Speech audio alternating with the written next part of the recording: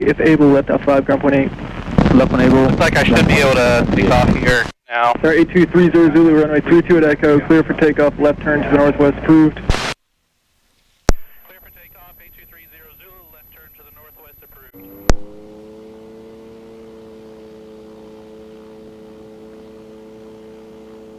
Tower 76 back, holding short of 32 at Echo, ready for departure. 7176 back, correct tower, hold short, runway 32 at Echo. Hold short 32 at Echo, 76 back. Alright, here we go. Fuel pump on.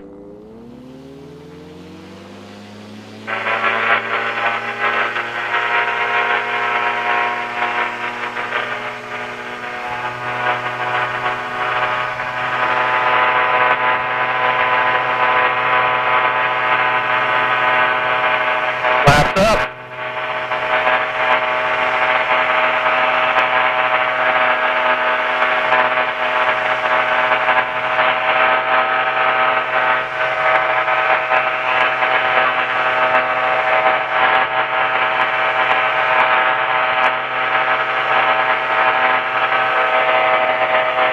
Climb to about 500, 600, maybe 700 feet.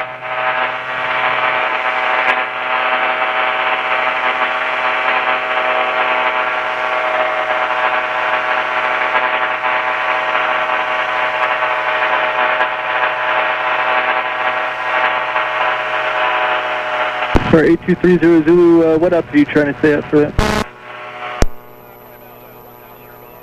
Roger. Big tower, clear truck 245, Whiteman, full downwind, runway 32, touch, winding to a full stop. Say again?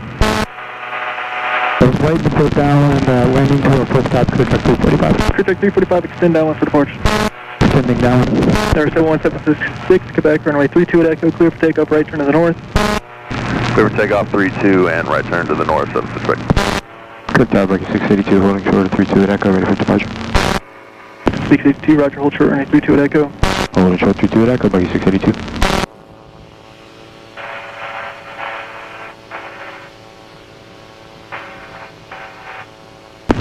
Back on the upwind, there's that ultralight moving northwest bound, should be in a left turn shortly.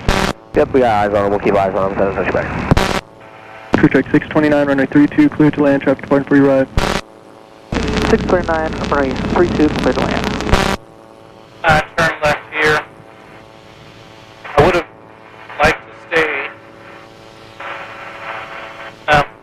Bucky 686, runway 32 at Echo, clear for takeoff, left turn to the south, approved. There's ultralight traffic about 3 miles west of the field at, as reported, 1,000 feet. Just confirm that was Bucky 682, clear for takeoff at Echo. Affirmative, Bucky 682. Clear for takeoff, Echo, left turn approved, watch out for that ultralight traffic, Bucky 682. Right there, Bucky. Bucky 317, short of 32 at Echo, IFR release ready. Bucky 317, roger, hold short, runway 32 at Echo. Hold short 32, Bucky 317. Was there an Airwolf call in for a transition? That's correct, I was Airwolf 37 looking for east to west. Airwolf 37, correct tower east-west, transition approved, out of below 500 feet, correct altimeter 3008. 3008, local 37. 2 mile pause, clear track 629. Alright, so I got my cruise set at 5700 RPM, a little over 5700 RPM. Correct tower 76 back, request 3 I'm actually gonna... Air 76 back, frequency change approved. Frequency change approved, 76 back to it. Bucky 317, no delay, running 32 at Echo, clear for takeoff, left turn heading 287. I'm at 1,000 feet, but I'm actually gonna drop down. You no delay, cleared left turn, at it. Left turn 280, no delay, Bucky 317. Fly over the river. 345, start space, number 2, runway 32, cleared to land. Number 232, clear to land, starting base turn, clear track 245. Back there, Bucky 686, holding short of Echo 32, ready to go. 686, roger, hold short, running 32 at Echo for arriving traffic. Hold short 32 at Echo, Bucky 686. Wind check. Wind 330 at 11.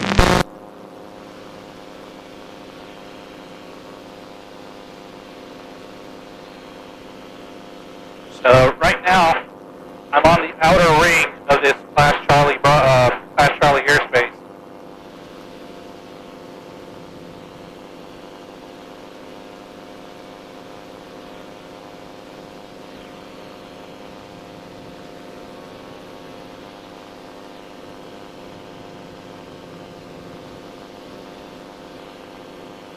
just got to make sure I stay below 1,200 feet.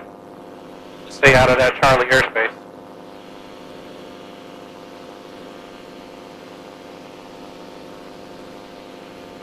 I'm almost outside of the Class Delta airspace for Craig.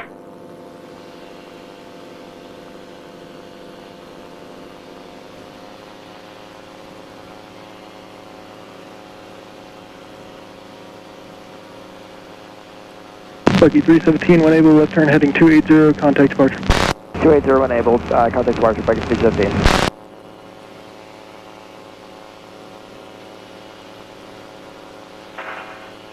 Check 629, left Alpha 3, ground point 8. Left up 3, ground point. Maintain, Bucky 686, runway 32 at Echo, clear for takeoff, left turn south, previous departures westbound.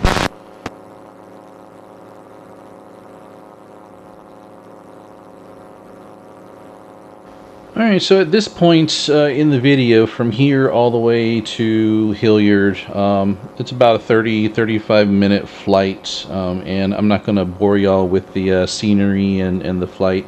I did a lot of talking to myself and commentary about different things and landmarks that I was passing over, and also comments on the wind gusts that were pretty much hitting me. I had a headwind all the way, so it was close to 20 miles per hour, really, because I was cruising at about 70 to 75 miles per hour, but my ground speeds were fluctuating, about 20 miles per hour less. So showed I had anywhere from a 15 to a 20 mile per hour headwind all the way to Hilliard. And the wind gusts, every now and then, man, I get a pretty strong wind gust that would just push me to one side or the other.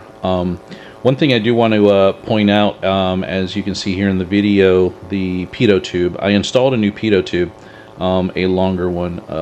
The original pitot tube that I had installed was only about, probably about 4 to 5 inches protruding from the from my wing spar.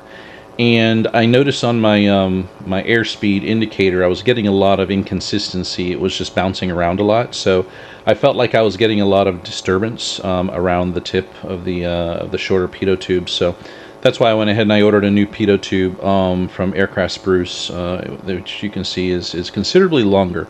I think that's about 12 inches long. But now the airspeed stays constant. And it's really good, working. It's a lot more functional. So pretty much here I was just lifting my landing gear for the simple fact that I'm over water, and the population of where I'm at, there's just really nowheres. If I had to, in case of an emergency, if I had to ditch the airplane on a engine failure or whatever the case may be, if I had to do an emergency landing, there's no way I would have had anywhere to land on the ground. It was residential homes, trees, not even any roads or fields or pastures or anywhere around. So whenever I'm typically when I'm flying over water, or if I feel like my emergency landing spot is going to be on the water, I will lift the landing gear and fly with it up, so that way in case of an emergency I don't have to worry about lifting the landing gear. If as I got over land, once I get closer to Hilliard, there's nothing but land. There's no water anywhere, trees, open fields, stuff like that. So I went ahead and I dropped the landing gear in that case, because for the simple fact of the matter, once again, in case of an emergency or whatever, I don't want to have to be worrying about raising or lowering the landing gear in the emergency situation. So once I got over just densely populated, or not densely populated, but sparsely populated land where there was a lot of trees and stuff, and there was definitely no water, so there was going to be no option for a water landing, I dropped my landing gear and I kept it down. But at this point I'll cut the video. No need to bore y'all with 30 minutes of just flying. I'll go ahead and put in here, we're going to go ahead and switch to my approach and landing at Hilliard. Okay, so here we are on approach to Hilliard. You can see the airfield there in the left-hand side. There is no ATIS or anything for Hilliard, so I wanted to double check to confirm which direction the winds were blowing. So pretty much I'm going to come up here and make a left-hand turn to fly over the midfield so that I could see the windsock. But we were definitely getting a crosswind. This airport runway is direct north and south. Runway 18 and runway 36, and I was going to land on runway 36 anyways because the winds were coming directly from the west. So landing on 36, which would if I'm landing in the north direction, that means the crosswinds are coming from my left. And as you can see on my approach, whenever I get lined up for my final to landing, I just started getting pushed all around. And it became a really really bumpy ride. But yeah, I'll go ahead and leave it here, and y'all can watch as I approach and land.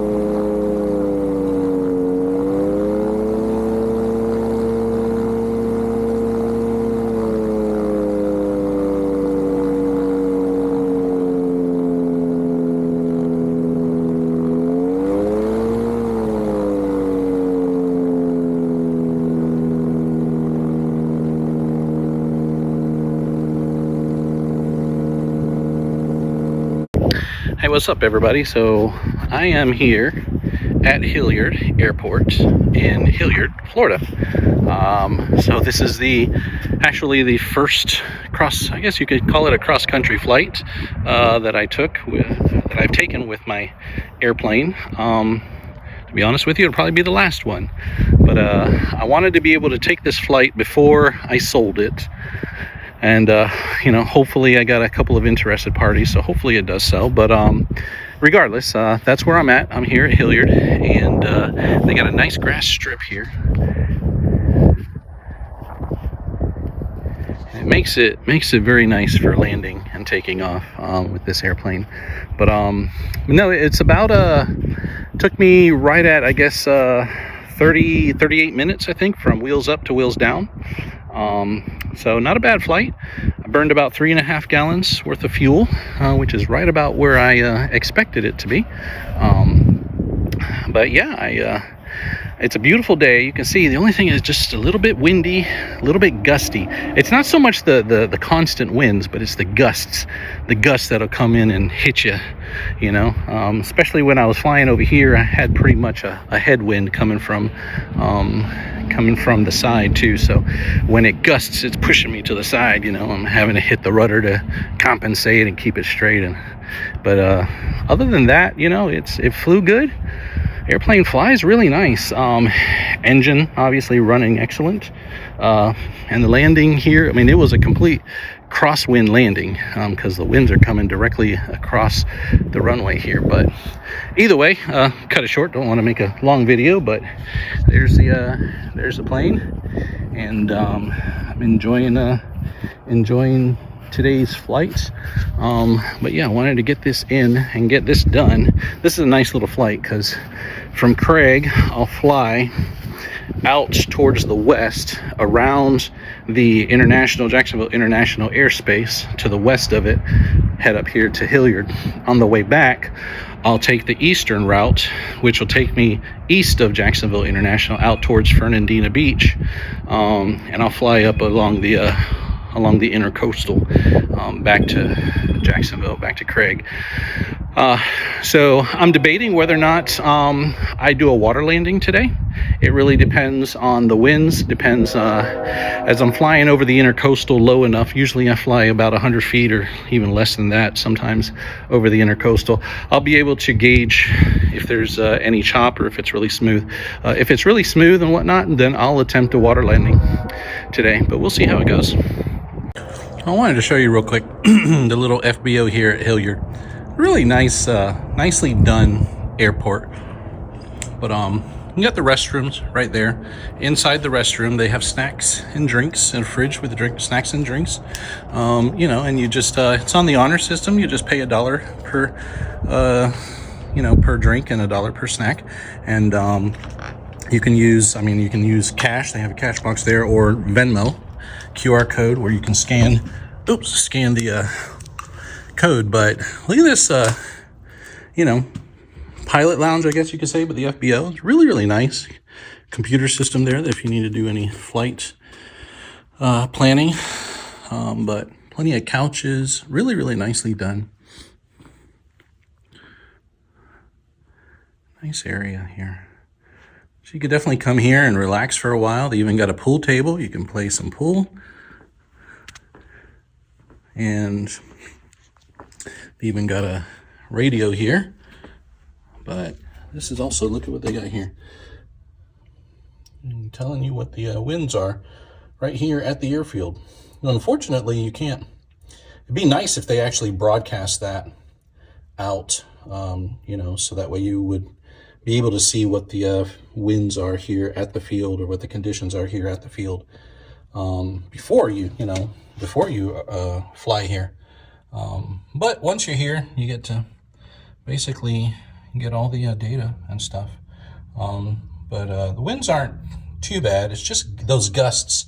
The steady winds, 5 miles an hour southwest, definitely a direct crosswind here, but it's those gusts that are killing. And not so much the gusts here at the level, but once you get above those trees, that's where you start to feel it.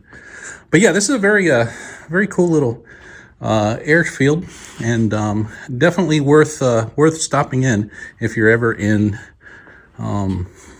Hilliard or in the area. Definitely worth stopping in.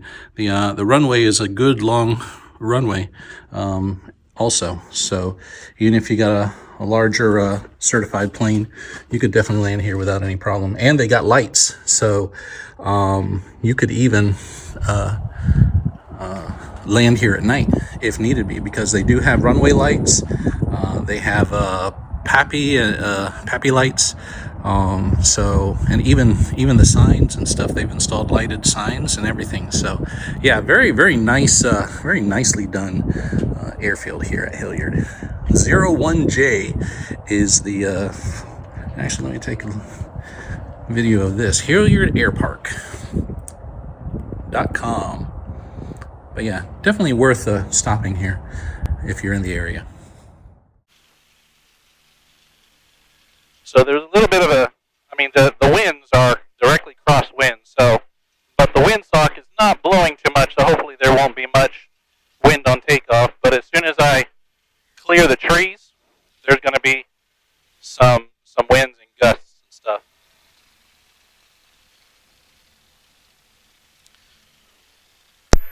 Hilliard traffic 8230 Zulu is on the roll, runway 36 departing Hilliard.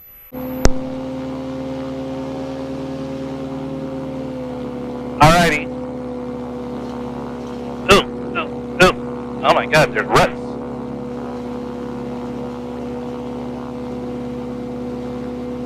Alright, fuel pump on. Put my iPad on to charge. Here we go. A lot of ruts.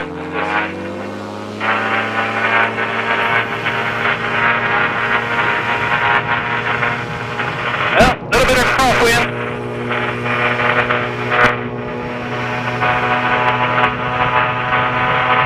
Holy moly! Flaps up.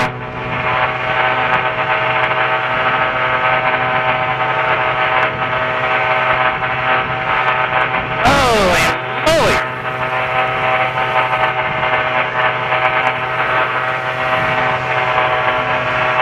God, these winds are so...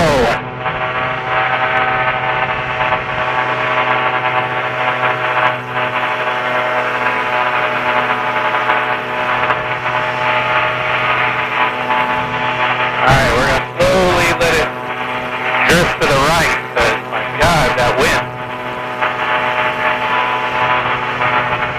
Alright, we're going to throttle back a little bit. Now we got a bit of a tailwind.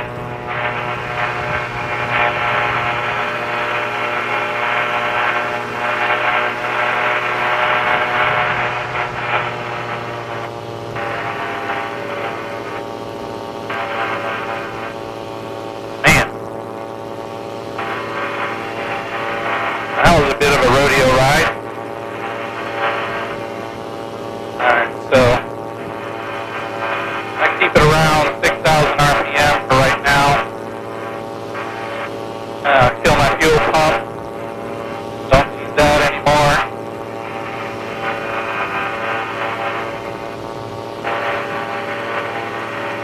So we're climbing right now. And we'll just climb up to about 700 feet. I will be coming into the Class Charlie airspace once again.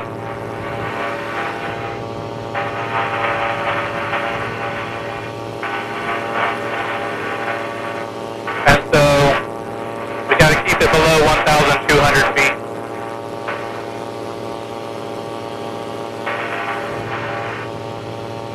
Alright, so we're at 700 feet. Throttle back to about 5,700 RPM.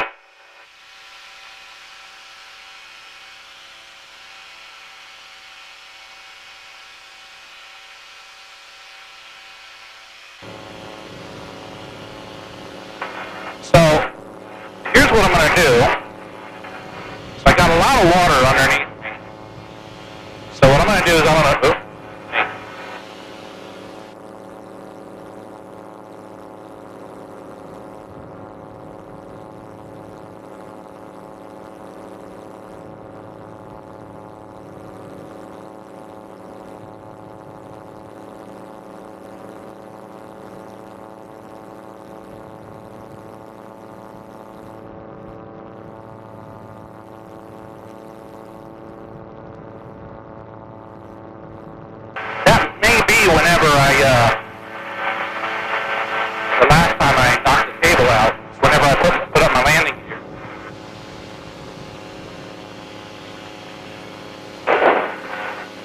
put up my landing gear because, you know, I'm flying over mostly water and marshlands right now. So if something were to happen and I have to do an emergency landing,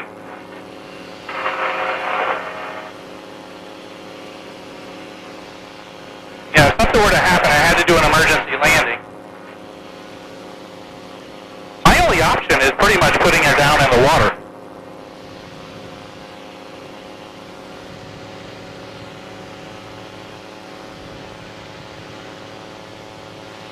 I'm going to go ahead and tune in to Craig.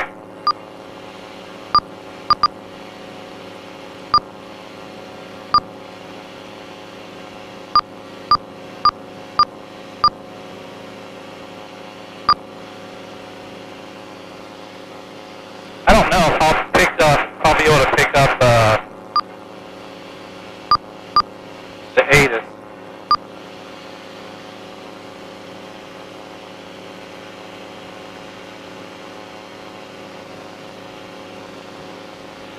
Yeah, I'm too far out. I won't be able to pick up the ATIS. So from this point, I pretty much headed east towards the coast and the intercoastal waterway. However, I decided just to go ahead and head on back to Craig without looking to do any water landings. A couple of reasons for that, but one of the main reasons was because Mayport Naval Base is within the airspace, or the airspace for Naval Airport. It covers that area of Huguenot Beach and Fort George Island, and those areas that I like to typically land on the water and stuff. But during the week, there's TFRs there, and so those are flight restrictions that prevent me from flying in that area. So I didn't bother with the water landings or anything like that. So I pretty much decided to, once I got out close to the coast, I flew up the coast and the intercoastal just a little bit, but then I turned in to avoid the airspace for Mayport and head back to Craig. Craig Tower, cruise track 326, right mid downwind runway 32, requesting touch and go. So at this point, I'm a few miles out from the airport. I've already made contact with the tower, and they have cleared me to enter and head towards a right downwind for runway 32 to land. I just got to call them at midfield, but chances are they'll see me and call me and contact me before I get there anyways. I also don't have any 360 camera video footage because the battery died in that, so you're pretty much going to have the cockpit all the way until I land. Put my landing gear down.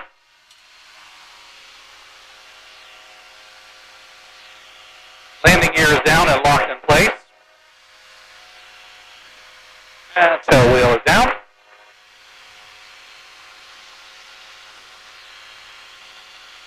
Craig Tower, November 860 Charlie Papa is established ILS 32. 60 Charlie Papa Tower, report 2 mile final runway 32. Report 2 mile final runway 32, Charlie Papa. 2 mile final. So he's coming. Charlie Tower, November 79 Sierra Foxtrot, 2 miles north, information Romeo coming in full stop. 79 Sierra Foxtrot Tower, enter the right downwind runway 32, port midfield, ident. Right downwind for 32, and we have ident at 79 Sierra Fox.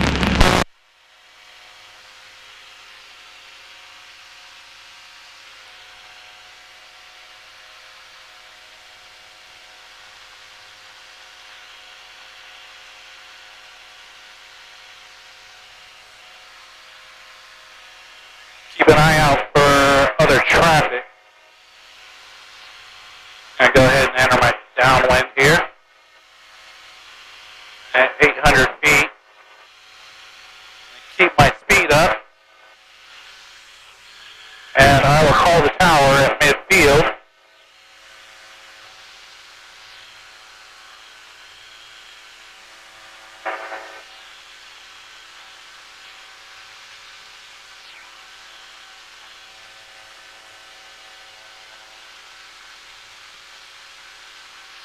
Craig Tower, crew track 335 is 9 to the north with Romeo looking for a full stop.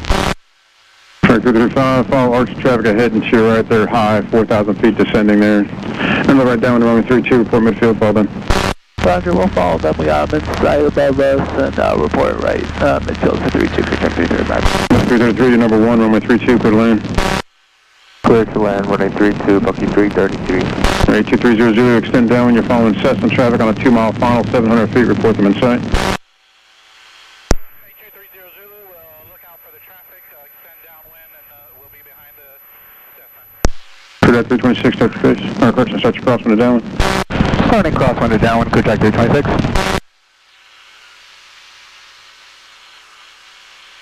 Alright, so we're looking for a Cessna. 0 Charlie Papa, you can be following experimental amphib there on the downwind. Just let me know when you see them. They're heading to your right. They'll be following Cessna traffic on a 1.5 mile on them.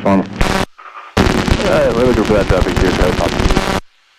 Looking for the Cessna, 1.5 mile final.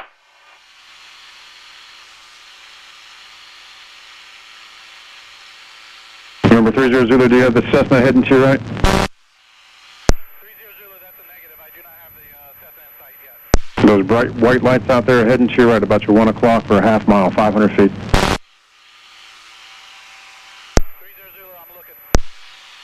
30 Zulu, I have the traffic in sight. 30 Zulu, number 2 behind that Cessna, runway 32, clear to land. Number 2 behind the Cessna, 30 Zulu, clear to land.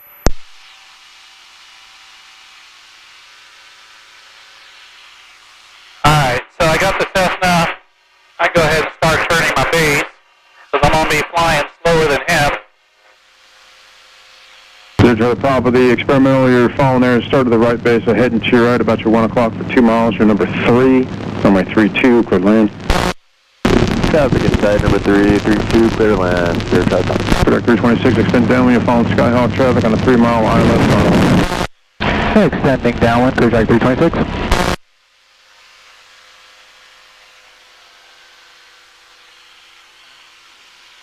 We're going to drop, bleed off some altitude here so that I can start to deploy my flaps, but I'll deploy my flaps on final. Towers, 512 kilo, Romeo short of runway 32. 512 kilo, Romeo Tower, can you accept 23 at Foxtrot? We can. Roger, hold and make the right turn there, hold short of 23 at Fox. Disregard, I'm sorry, at Foxtrot we cannot. Okay, then just hold your position there, I'll work that release for you. I got the IFR guy out there in a 2-mile final, so after him, then I'll start your release. Roger that. We cannot accept 23 at Foxtrot, though. Yeah, I got you. You can expect 3-2 full back there. Just hold short of runway 32. Thank you, sir. Tower Bucky 332, 333 is going around. 333, Roger. Fly the runway heading all the way to the bridge. Fly runway heading all the way to the bridge, Bucky 333. 333, there's 2 archers ahead and to your right inbound from the north. Let me know when you see both of them. We'll tell you when I see them, Bucky 333. So as you can obviously hear the radio traffic, this is a very busy airport. A lot of training, a lot of student traffic, a lot of corporate traffic, and so they are very good at trying to accommodate me because I am a slow flyer. On this approach, though, I tried to keep my speed up. Typically, I like to approach around 60, 65 miles an hour. You can't see the reading, but I was here approaching close to 70, 75 miles per hour, just trying to keep my speed up on my approach, and then bleed off some airspeed just as I get down to land. But that's one of the biggest things with this airport is there's so much traffic. Number 790 Foxtrot, entering right downwind, runway 32, full stop. 790 Foxtrot Tower, extend downwind for IFR departures. We're extending downwind for IFR departures, 790 Fox.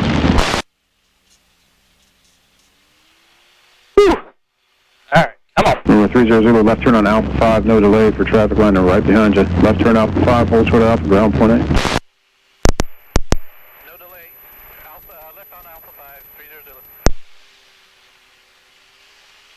Craig Tower, Cirrus 305, Kilo Foxtrot, we're on way 23, will be VFR southbound. Sure, 305, Kilo Fox, Tower, 23 Fox, first takeoff, left turn. Over takeoff, 23 at Fox, and a left turn, 5 Kilo Foxtrot.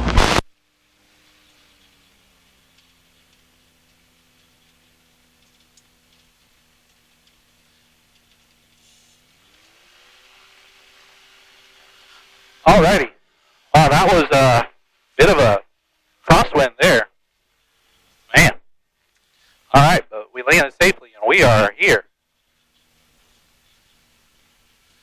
And Curve Track 326, just go around right side for IFR traffic departing. Going around, right side, Curve Track 3. Buck 333, start your right crosswind down.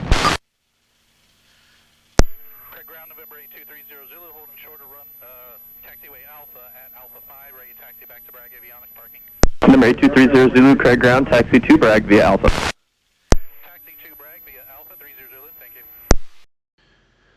All right, so what a beautiful day it was to fly, and to be honest with you, what a perfect send-off to my airplane. This will indeed be my last flight in this airplane. It is going to a new owner. I have thoroughly loved this airplane. I have had a blast in it. It has, it's had its ups and downs. I've had, you know, an experience, an adventure with this airplane. It's basically done everything and accomplished everything that I wanted. It's been fun. I've put my blood, sweat, and tears in the rebuild over the last year, just working on this, trying to make it my own, and it's, yeah, it's sad to see it go. But I know that it'll go to a new home, and it'll still continue to have a good life.